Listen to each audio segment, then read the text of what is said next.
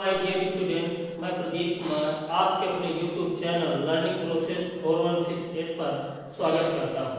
चलिए बच्चों, जैसे कि हमने पिछली क्लास में प्रतिस्थापन से 2 क्वेश्चन या 3 क्वेश्चन करवाए थे, उसी में से एक क्वेश्चन हम और करवाए रहे हैं जो इम्पोर्टेंट भी है, थोड़ा सा रूल लगा रहता है तो बच्चों से दिक्कत हो जाती है। तो इस चीज को देख लेते हैं, फिर इसके बाद हम जो है विलोपन विधि शुरू करेंगे। ठीक है, अगर ये प्रयास आप लोगों को हमारा अच्छा लगता है तो लाइक शेयर कमेंट्स जरूर किया करें। तो प्रतिस्थापन विधि से जैसे हमें √2x + √3y कितना दिया है 0 और √3x - √8y कितना है 0। इसमें से हमें x और y की वैल्यू ज्ञात करना है। हमें हल करना है प्रतिस्थापन से। हल चाहे विलोपन से भी करते हैं या प्रतिस्थापन इनमें से किसी विधि से कर सकते हैं, लेकिन अभी हम प्रतिस्थापन सीख रहे थे तो इसको हमें प्रतिस्थापन से ही करना है। और इम्पोर्टेंट है, बहुत इम्पोर्टेंट क्वेश्चन है। तो हम बताए थे प्रतिस्थापन विधि में क्या करना होता है, समीकरण 1 से मान निकालो और समीकरण 2 में रख दो। ठीक है ना, समीकरण 1 से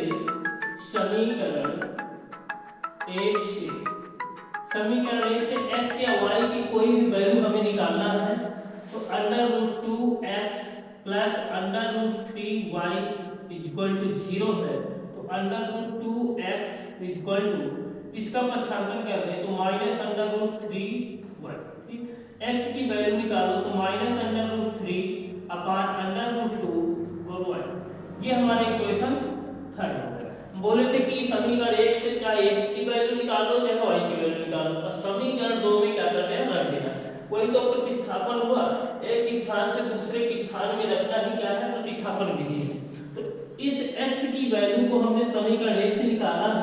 समीकरण 2 में जहां भी x दिख रहा है वहां हमें x की जगह पे -√3/√2 को रख देना है। तो समीकरण लिख देंगे x का मान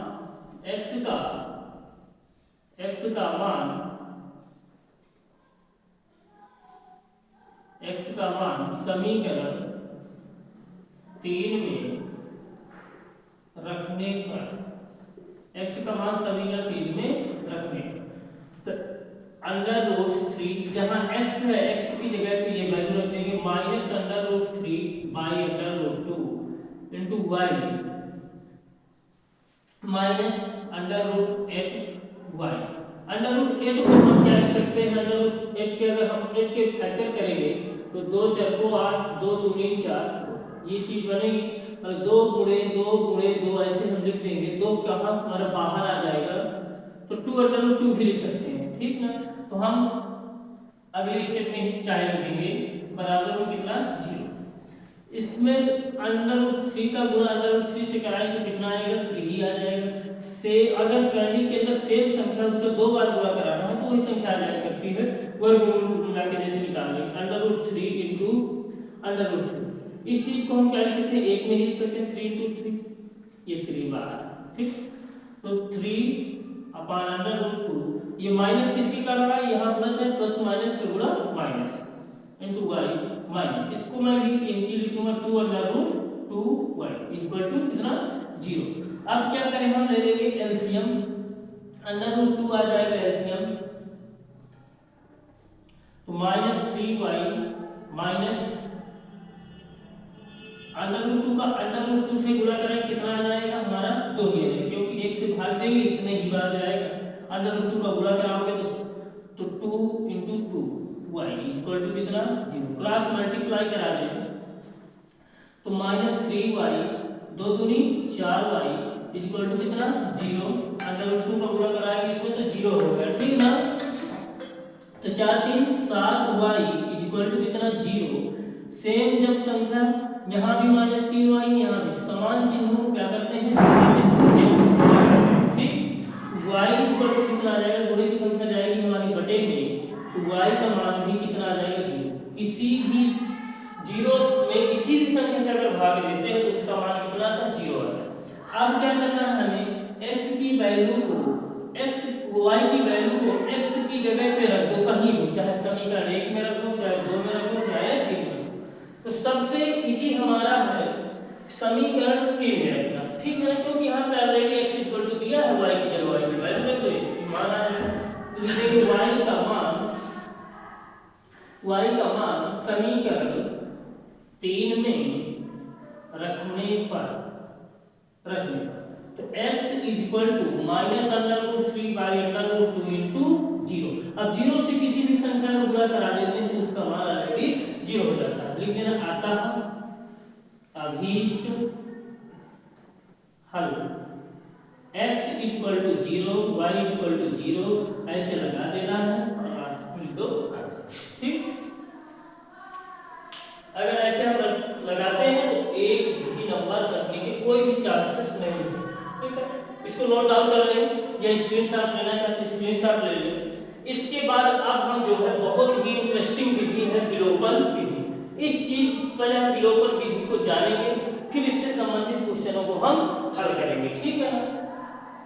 तो हम दो चर वाले रैखिक समीकरणों के प्रतिस्थापन विधि को बहुत ही सरलता से सबसे आसान से आसान तरीके से हम सीख चुके हैं। विलोपन विधि को भी हम एक बहुत ही इंटरेस्टिंग ढंग से इसको सीखेंगे, ठीक है, बहुत ही आसान से आसान तरीके से, ठीक। इसको मैं रद्द करता हूं, आप लोग स्क्रीनशॉट ले लिया करें।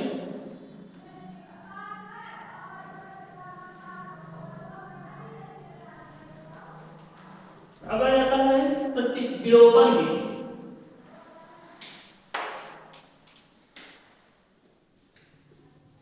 विलोपन विधि, विलोपन विधि, विलोपन का मतलब विलोपन विधि, ठीक है ना।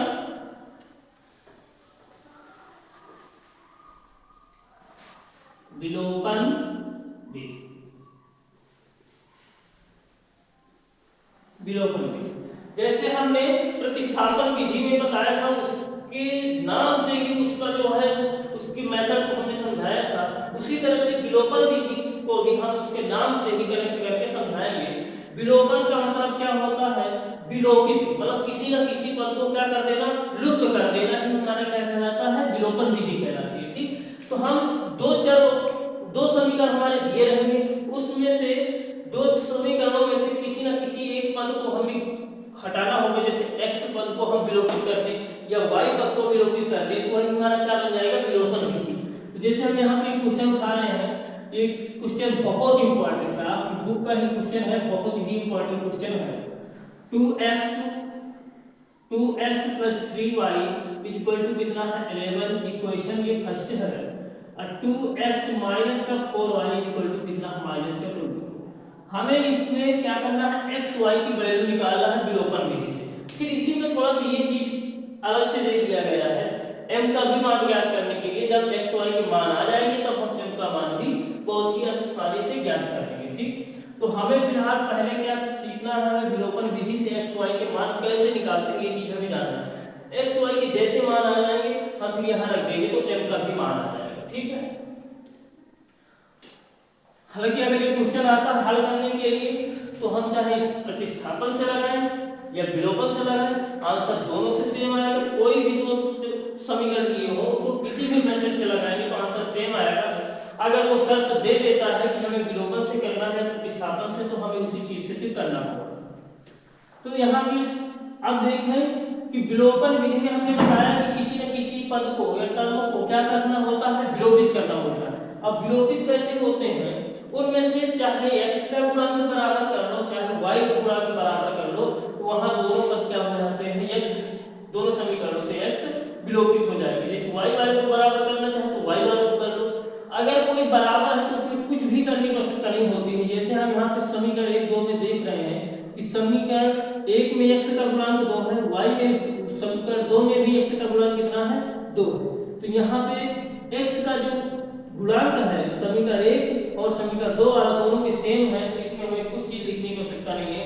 सीधे से हम ये कर देंगे समीकरण 2 और माइनस समीकरण 1। तो जैसे हम हटाएंगे तो ये माइनस हो जाएगा, कैंसिल आउट हो जाएगा, ठीक। यही तो विलोपन में हमने बताया कि विलोपन विधि में क्या होता है, कोई ना कोई x चाहे हटा लो चाहे y हटा लो, ठीक है। उनको हटाने के लिए हमें उनको बराबर करना पड़ता है। अगर किसी क्वेश्चन में बराबर दिए हैं तो कुछ भी करने की आवश्यकता नहीं पड़ती है। अगर बराबर नहीं दिए होते तो इसका जो गुणांक होता इसमें गुणा करा देते और इसका जो गुणांक होता इसमें गुणा करा देते। ठीक, तो ऑलरेडी यहाँ पे बराबर है तो सीधे से लिखें। तो समीकरण एक दो में जो चर x चर का गुणांक है वो दोनों क्या है सेम है। तो 2x + 3y = 11 और 2x - 4y = -24।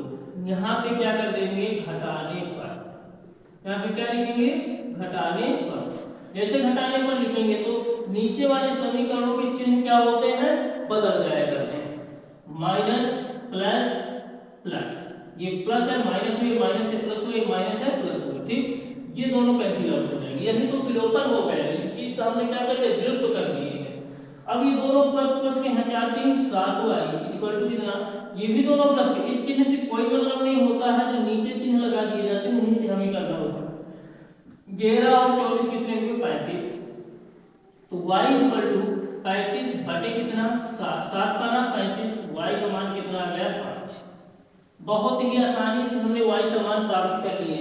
अब y के इस मान को चाहे हम इक्वेशन फर्स्ट में रख दें चाहे सेकंड में रख दें, ये हमारे जो है अपनी सोच के अनुसार या हमें जो भी सरल लगे उसमें रख सकते हैं। तो y का मान समीकरण एक में रखने पर, y का मान समीकरण एक में रखने पर, समीकरण एक में जहां भी y दिया है उसकी जगह पे हमें कितना रख देना है 5। ठीक, तो 2x + 3 इंटू y की जगह y का मान 5 = कितना 11। तो 2x 5 15 = कितना 11। तो 2x इसका पक्षांतर कर दें।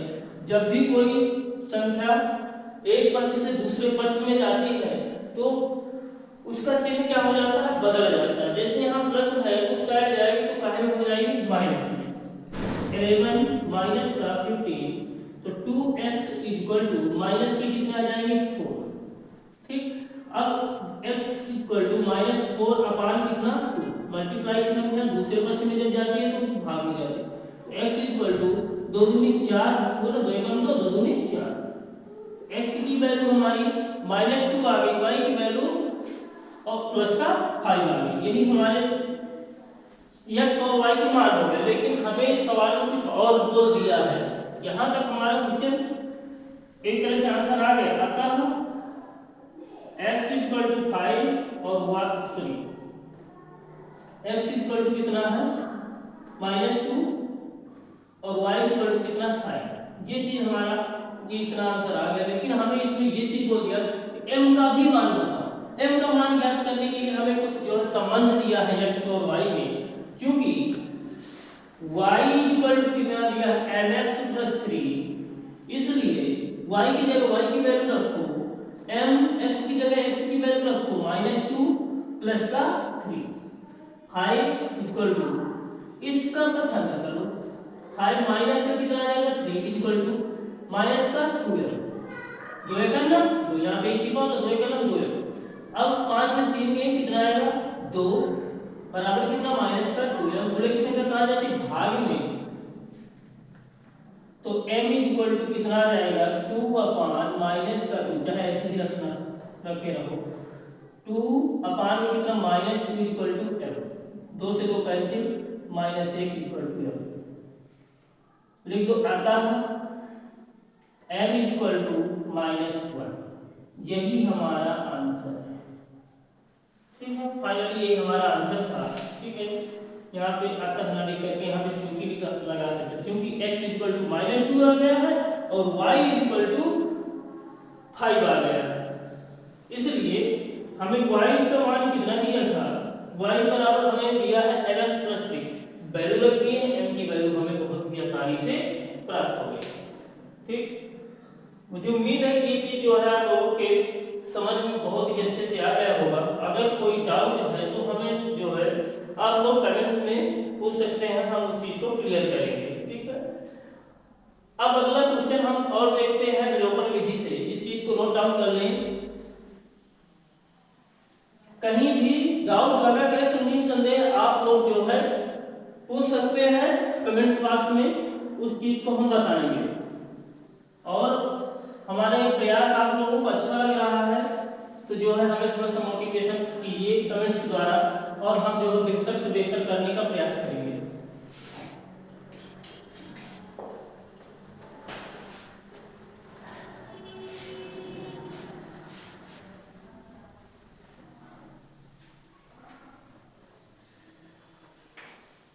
अगला क्वेश्चन है 3x/2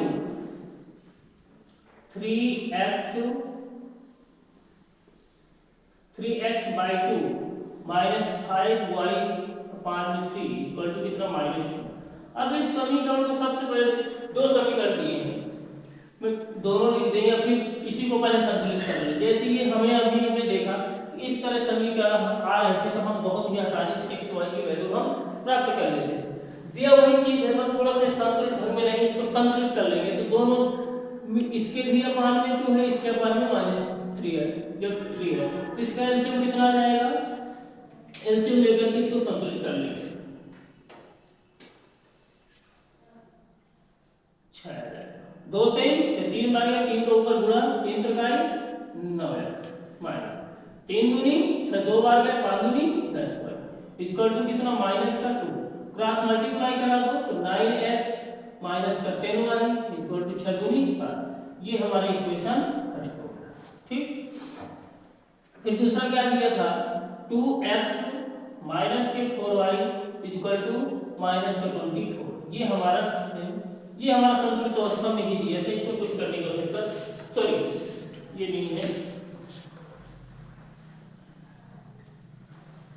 नीचे है हमने इसको नोट डाउन कर लिया थी ये चीज x/3 plus y/2 equal to 13/6। इसका एलसीएम लेंगे तो कितना आएगा 6 3 दूनी 6 2 बार 2 का नाम 2x 2 3 से 3 बार 3 का गुणा करो 3 का नाम 3y इक्वल टू कितना 13/6।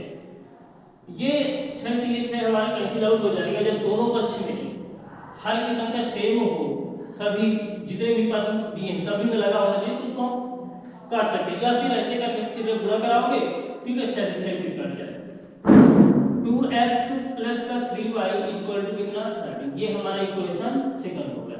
अब इन दोनों इक्वेशनों को हम विलोपन विधि से हल करेंगे। जैसे ये इक्वेशन हमारे बने थे उसी तरह के सेम ये इक्वेशन बन गए हैं।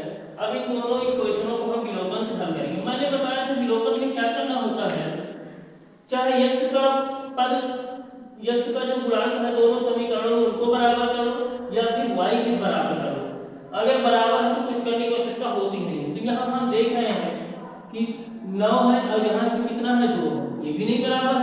y वाले में देखिए यहाँ पे 10 है यहाँ पे 3। तो अब क्या जुगाड़ है इनको बराबर करने का, एक तो थोड़ा सा दिमाग लगा कर अगर करो तो अलग चीज सोच सकते हो, नहीं तो हम तो कहते हैं कुछ भी नहीं सोचना आप लोगों को। जो समीकरण 2 में x का गुणांक हो उसको क्या कर दो समीकरण 1 में गुणा कर दो, और जो समीकरण 1 में x का गुणांक है उसका गुणा जो है समीकरण 2 में करा देंगे। लिखेंगे तो बराबर जैसे 2 ना 18 9 दूनी 18 दोनों में 18 आ जाएगा हमारा बराबर हो जाएगा। ठीक, तो हम लिखेंगे x समीकरण 1 में 2 का तथा समीकरण 2 में 9 का गुणा करने पर, ठीक, समीकरण 1 में 2 का गुणा समीकरण 2 में 9 का गुणा करने पर। ठीक है, यही ज्यादा आप लोगों को सोचना नहीं है, तुरंत आपको क्या करना है x का जो गुणांक है उसको समीकरण 1 में गुणा करा दो समीकरण 2 वाले से, और समीकरण 1 वाले का जो x का गुणांक है उसको 2 में करा दो, अपने आप जो है इक्वल हो जाएंगे। ठीक, सॉरी 2 का गुणा कराओगे दुरान 18x 2 लहान 20y इक्वल टू 12 9 24 माइनस के 24। अब 9 का गुणा करा दो 9 दूनी 18x प्लस 9 दिया 27y और 13 नहीं 117। फिर यहाँ पे थोड़ा सा जगह जो छोड़ करके लाइन खींचा करो, क्योंकि यहाँ पे चिन्ह अभी बदलना पड़ता है। तो क्या लिखेंगे घटाने घटाने पर जैसे करेंगे तो प्लस है नीचे वाला तो माइनस, प्लस है तो माइनस, प्लस है तो माइनस, ये कैंसिल आउट हो जाएंगे। अब दोनों माइनस माइनस के 20 और 27 दोनों माइनस में तो कितने हो जाएंगे माइनस के 47y, ठीक इक्वल टू यहाँ देखें दोनों माइनस माइनस के यहाँ भी है तो जुड़ जाएंगे 7 4 11 2 1 3 3 1 4 और 1, ठीक है माइनस माइनस से minus cancel, y equal to 141 अपान में कितना 47। अब इस चीज को डिवाइड कर देंगे हम, डिवाइड हो रहा है किसी भी संख्या से 3 से होता है क्या देखो 3 7 21 3 4 12 24 सही बिल्कुल राइट, 3 से डिवाइड हो जाएगा 47 से 3 बार में इसको डिवाइड कर दो क्योंकि 47 ऑलरेडी अभाज्य संख्या है, ये किसी से कटती नहीं, किसी संख्या से ये कट रहा है इसको काटो 47 एकम 47 त्रिका जो है 141, हमें जो है 147 का पहाड़ा याद था, तुम लोगों को नहीं आता तो अपना भाग कर लेना y इक्वल टू 3, ठीक है ऐसे कर सकते हो 4 से डिवाइड कर देना है तो 47 से 141 कितनी बार गया 3 7 21 3 4 12 2 ये तो 47 के जो है पहाड़े में हमें 3 बार अगर हम 47 का पहाड़ा पढ़ते हैं तो 3 बार में हमें 141 मिल जाएगा y की वैल्यू आ गई।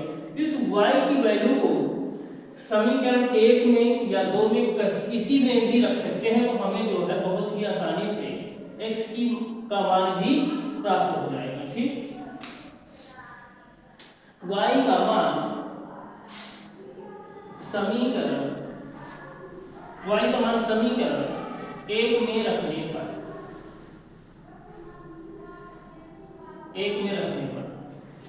9x माइनस का 10y y की जगह y की वैल्यू 3 इक्वल टू माइनस के 12 तो 9x 10 नहीं 30 इक्वल टू माइनस के 12 इस 30 का 75 कर दो तो 9x equal to minus 12 plus का 30 तो 9x इक्वल टू कितना आ जाएगा 18, कितना आ जाएगा 18 तो x इक्वल टू 18 बटे में कितना जाएगा 9 9 नहीं 18 तो x का मान कितना आ गया, यही हमारे आंसर हो गए, ठीक लिख देना है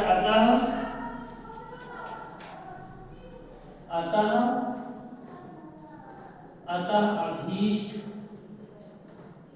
हल x equal to 2 y equal to 3। अगर उत्तर की ये हमें पता करना है कि हमारा आंसर सही है कि नहीं सही है तो इन दोनों मानों को हम चाहे इक्वेशन फर्स्ट में रख दें x y को तो संतुलित होना चाहिए, जैसे -12 तो इधर भी -12 आ जाना चाहिए, या इसमें रख दो तो जैसे इधर 13 तो इधर भी 13 आ जाना चाहिए। तो करके देख लेते हैं यहाँ पे अगर हम रखें 2 दूनी 4 3 त्रिकाई 9 9 4 13 मतलब हमारा जो है आंसर करेक्ट, ठीक इस चीज को नोट डाउन कर लें। मुझे उम्मीद है कि आप लोगों के समझ में विलोपन विधि अच्छी तरह से आ गई होगी, अगर इसमें कोई भी डाउट हो तो हमें बताएं, ठीक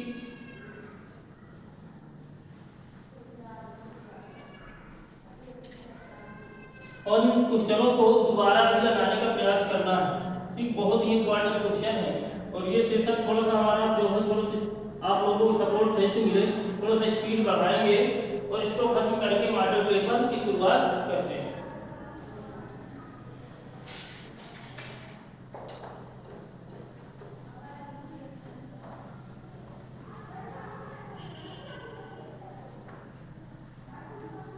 अब जो है इबारती प्रश्न, अब जैसे ये क्वेश्चन दिया है इस तरह की इबारती प्रश्न होते हैं, इन क्वेश्चनों में क्या होता है पहले सब इक्वेशन हमारे बने नहीं होते हैं, पहले इस तरह की इक्वेशन हमें बनाना होता है, जैसे इक्वेशन बन जाते हैं तो उनको चाहे तुम प्रतिस्थापन से करो या फिर विलोपन से करो, ये तुम्हारी मर्जी चाहे जिससे भी आप जो है कर लो, ठीक है। तो जैसे इसमें दिया यदि किसी भिन्न के अंश और हर में जोड़ दिया जाए तो वह 9/13 हो जाती है, यदि अंश और हर में 3 जोड़ दिया जाए तो वह 5/6 हो जाती है, तो वह भिन्न ज्ञात कीजिए। और इम्पोर्टेंट क्वेश्चन है, इसको अच्छी तरह से देख लेना है, भिन्नों से संबंधित आपकी बुक में जो है कम से कम 6-7 क्वेश्चन दिए गए हैं, अगर एक क्वेश्चन का हमें करने का तरीका तरीका सीख लिया, सेम वही प्रोसेस करना है। ठीक, तो सबसे पहले हम थोड़ा सा भिन्न की चर्चा कर लें। तो होता है, आप लोग जानते होंगे भिन्न। ठीक है, भिन्न क्या होता है, जिसको P अपान Q के रूप में लिखा जाता है। मतलब P क्या होता है, अंश अपान, और Q क्या है, हर। ठीक है ना, वही हमारी भिन्न होती हैं जिनको अंश बटे हर के रूप में लिखा जा सकता है, वो क्या है, हमारे भिन्न है। ठीक है, अच्छा, तुम आप लोगों के मन में ये आता होगा भिन्न की भी डिफिनीशन यही होती है और परिमेय संख्या की भी। आखिर अंतर क्या है, अंतर मात्र इतना होता है, जो भी भिन्न होती है वो माइनस में कभी नहीं होती। ठीक, अब परिमेय संख्या क्या होती है, उसमें माइनस भी लगा हो सकता है, प्लस भी लगा हो सकता है, कोई डाउट। तो भिन्न में और परिमेय संख्या में मात्र इतना अंतर कि भिन्न जो भी होती है, भिन्न का मतलब क्या होता है, भाग, हिस्सा, जिसको क्या बोल सकते हैं, हिस्सा। कोई भी हिस्सा, किसी भी चीज का हिस्सा अगर करते हैं, भाग करते हैं, तो कुछ ना कुछ तो भाग होगा, या तो फिर वो जीरो, कुछ नहीं होगा तो जीरो होगा, माइनस में कभी ऐसा हो ही नहीं सकता है। ठीक ना, तो भिन्न क्या होती है, चलो